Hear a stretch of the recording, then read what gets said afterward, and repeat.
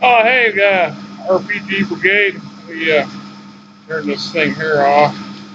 You know, uh, working on the what is this question 10 for the 2017 RPG Brigade's 31-day challenge for August. Thankfully, we don't do this every month, or do you? Really? You're thinking about it, ain't you? Anyhow, this is Wellman's Pub. It's called Wellman's Rooftop, West Des Moines. It's right up here in the exclusive Jordan Creek area. Fancy rich people live in the vicinity. Ain't where the fat man lives, I can tell you that right now. Although I suppose I could bring my RV out here and park it here in some of these places at night, but that might get side on riffraff or something to run me off. Anyway, uh, trucks going on in the background, pumping the grease out. This is a continuation of getting these things kind of banged out while I got the opportunity and the time. Hey, this is one of my while it's a more problematic location, it's actually fairly comfortable. What you can't see is the big tiki bar behind me over here, the rock garden, and koi pond in the back, and these big fruity plant thing here. I'm not sure what that is. I do know it's sitting in a big honking concrete planter that was sitting on top of the iron manhole cover that I had to move. The thing weighs like 200 freaking pounds. They ain't supposed to be putting them on the manhole. We've had this conversation with them in the past, but what do? They're the customers, right? I'm debating whether or not to put it back or just leave it where it sits. Throw my back out on 50. All right, but y'all don't want to listen to me grouse and complain. We are here for day 10. Where do you go for your RPG reviews? Well, I can tell you right now, it ain't no sports bar. Unless y'all got a different kind of sports bar in your neck of the woods, that's not going to happen here. Most of these yahoos that go to this sort of place don't play RPGs.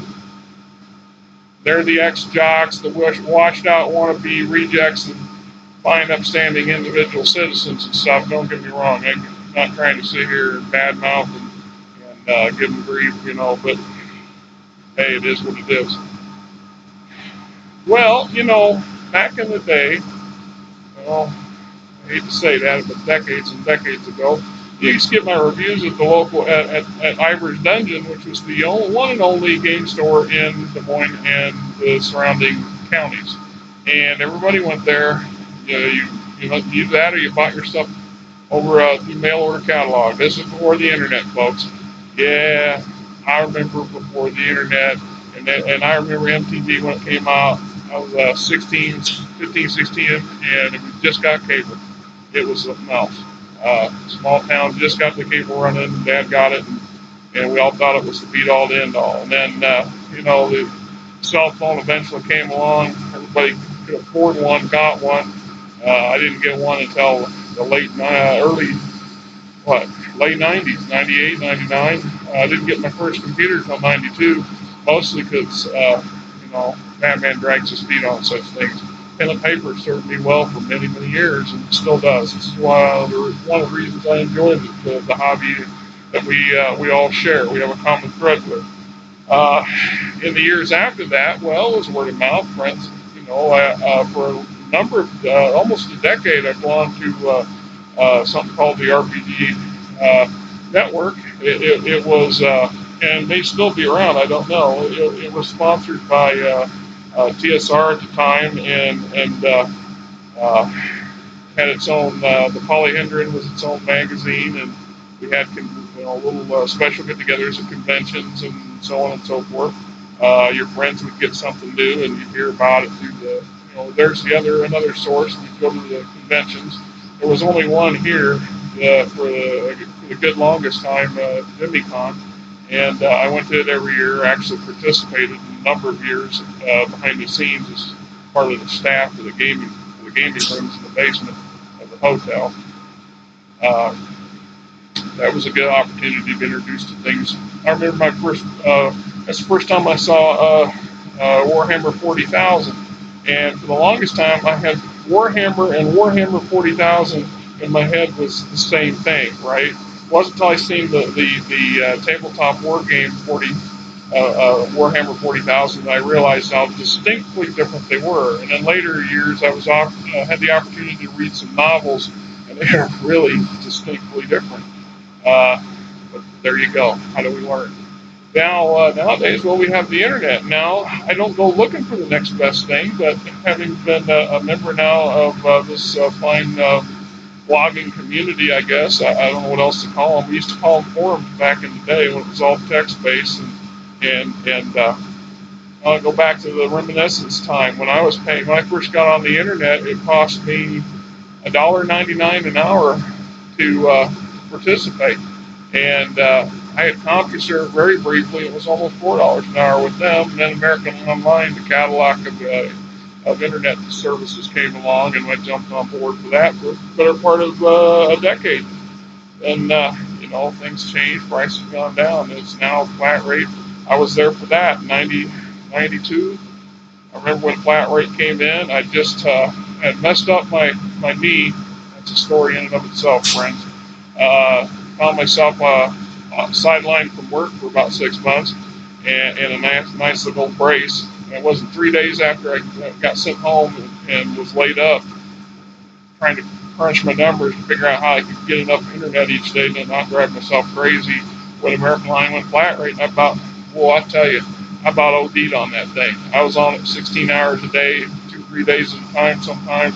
I wouldn't get up and take a shower. My wife would come in and beat me with a stick to get me to pry me out of the chair, even though I used the excuse of having, a messed up leg and couldn't get around, and she wasn't having it.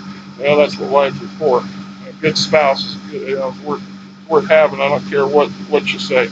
Nowadays, I get my reviews from y'all. I mean, you guys come up with some crazy stuff, and every day I see something new, and some of it I'm really interested in. Other times, I haven't the foggiest idea what you're talking about. And then I had a conversation with a fellow member of the Brigade here the other day, Tim, Samwise 7, and we was talking about values and costs. And, when you live on a budget, you can't afford to go out and buy everything. I see some fellows, and they got some pretty elaborate bookcases now. I got a decent set of stuff on the bookcases, someday I could have in my background. I'll show that stuff. I'll do one of these things for my storage locker just to see this thing. I tried doing it here a while back, but everything had to be moved again. But most of that was accumulated from years ago during a period of time between my first marriage and my second marriage, where I had a lot of disposable income, and other than drinking it and partying with it, I did a lot of that. It's hard to see it now, but I had to pull it down to here, and well, never mind. That was a bit of a time ago, and some of these fellas, I guess they're spending hundreds of dollars a week, and they ain't playing them. You ain't playing them. You're reading them. Hey, you're enjoying them. I will never fault you for that. I cannot ever fault you for that, my friends. But I mean, good God, an old grumpy GM there. I just tuned into him the other day and started checking on some of his stuff, and I thought, this guy's got it going. I don't know about the Ric Flair thing, friend. Yeah, he was a character, but you want Macho Man Randy Savage, you won't really care.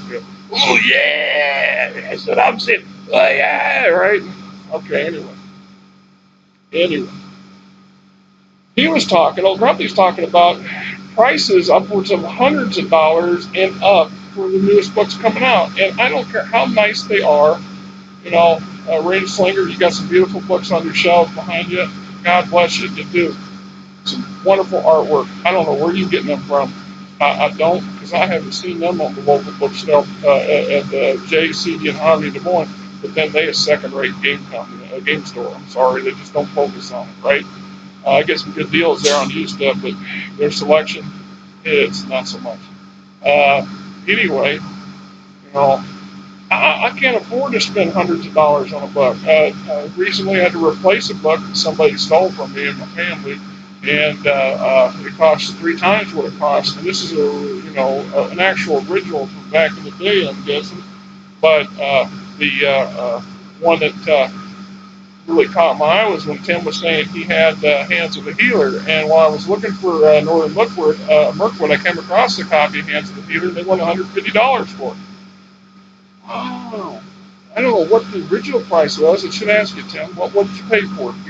Or is it a PDF? Hey, nothing wrong with that. But I mean, $150? Come on, that's a source book. It's a supplement. It's not even a core book with a set of rules. It's just something to go with another set of rules, another set of books. Wow, you know, I about choked when I seen some of the Wizards of the Coast version of the Star Wars books when they came out at $80, $90. You just can't do it, you know. Now, no times change, prices go up, blah, blah, blah. I get that. And everybody needs paid. I get that too. Trust me. I want to understand the mechanics.